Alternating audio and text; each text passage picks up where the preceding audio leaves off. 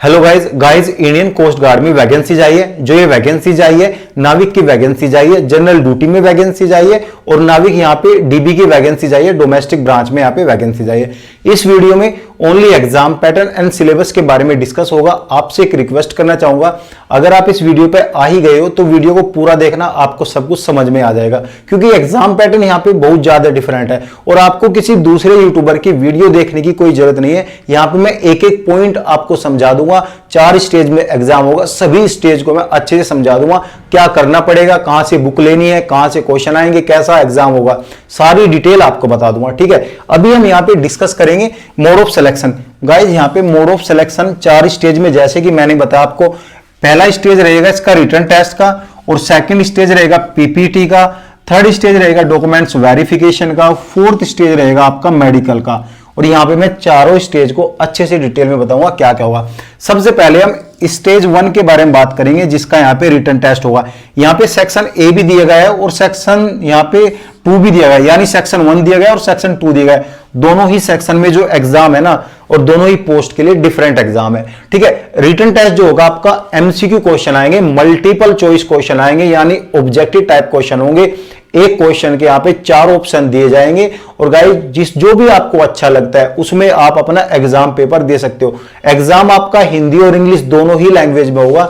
जिस लैंग्वेज में आपको अच्छा लगता है आप उस लैंग्वेज में इसका एग्जाम दे सकते हो गाइज। ठीक है, इस एग्जाम में नेगेटिव मार्किंग नहीं है, तो क्वेश्चन आपको पूरे ही करके आने हैं और गाइज एक क्वेश्चन 1 नंबर का होगा। ठीक है, यहां पे हम अभी डिस्कस करेंगे सेक्शन 1 एंड सेक्शन 2 के बारे में। ठीक है, जो कैंडिडेट यहां पे डीबी का फॉर्म भर रहे हैं, यानी डोमेस्टिक ब्रांच का फॉर्म भर रहे हैं, और जिन्होंने ठान लिया है कि डोमेस्टिक ब्रांच में जाना है, क्योंकि 10th पास फॉर्म भरते हैं डोमेस्टिक ब्रांच का, ठीक है, वो कैंडिडेट सिर्फ सेक्शन 1 एग्जाम देंगे। ठीक है, और जो कैंडिडेट यहां पे जीडी में जा रहे हैं वो कैंडिडेट यहां पे सेक्शन 1 भी देंगे और सेक्शन 2 भी देंगे, यानी जो कैंडिडेट जीडी में जा रहे हैं उनको दोनों सेक्शन देने पड़ेंगे, और जो कैंडिडेट यहां पे डीबी में जा रहे हैं उनको सिर्फ एक सेक्शन देना पड़ेगा। अभी जो मैं डिस्कस करूंगा वो यहां पे सेक्शन 1 के बारे में डिस्कस करूंगा, और इस सेक्शन को यहां पे डीबी वाले कैंडिडेट और जीडी वाले कैंडिडेट दोनों यहां पे ध्यान से सुने, कैसे क्वेश्चन आएंगे, पासिंग मार्क यहां पे कितने रखे गए। ठीक है, यहां पे जो सेक्शन फर्स्ट है इसका, वो डीबी और प्लस के जीडी दोनों के लिए यहां पे रखा गया है। ठीक है, यहां पे जो है 5 पार्ट में डिवाइड किया गया है, और यहां पे बताऊंगा किस पार्ट को आपको ध्यान देने की जरूरत है। ठीक है, उसको भी बताऊंगा। यहां पे जो पहला ए पार्ट है उसके मैथ के क्वेश्चन आएंगे, 20 नंबर का ही क्वेश्चन पेपर होगा, और गाइज 20 ही क्वेश्चन आएंगे।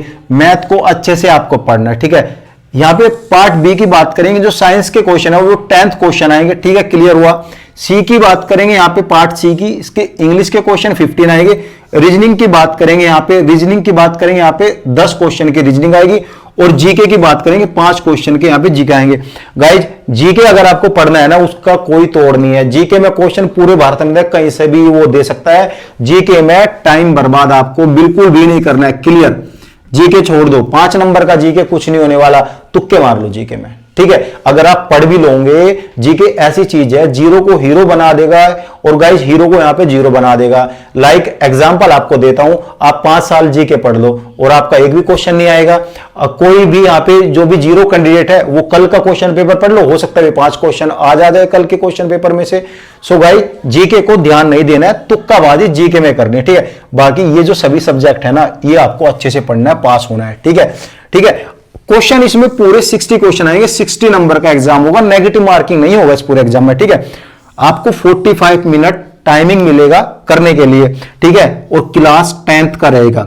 ठीक है, क्लास 10th लेवल का ये एग्जाम है गाइज। क्लास 10th लेवल की एमसीक्यू जो है अमेज़न पे मिलती है, जनरल साइंस के नाम से, वहां से आप खरीद लो। 5-6 बुक्स अलग अलग राइटर की खरीद लो आप, और गाइज यहां पे एमसीक्यू क्वेश्चन कर लो भाई, एग्जाम में सिलेक्शन है फाइनल, कोई नहीं रोक सकता। ठीक है, ये यहां तक क्लियर हुआ।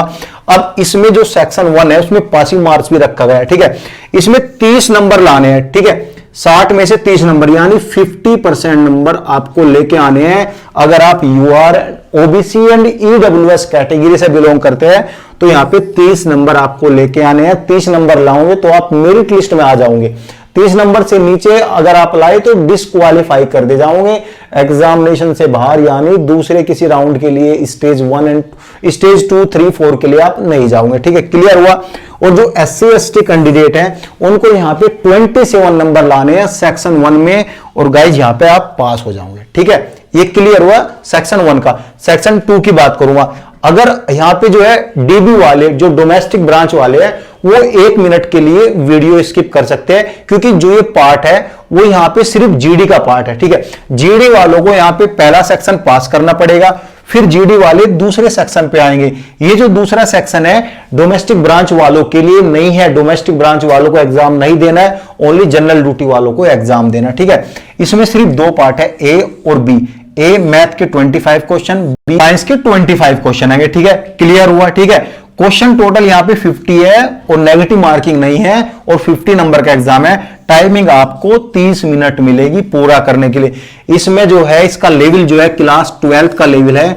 जनरल साइंस की बुक मिलती है, जैसे कि मैंने बताया, ये आपको क्लियर करना है भाई, ये दबा के पढ़ना पड़ेगा आपको, जब भी आपको पास होना है।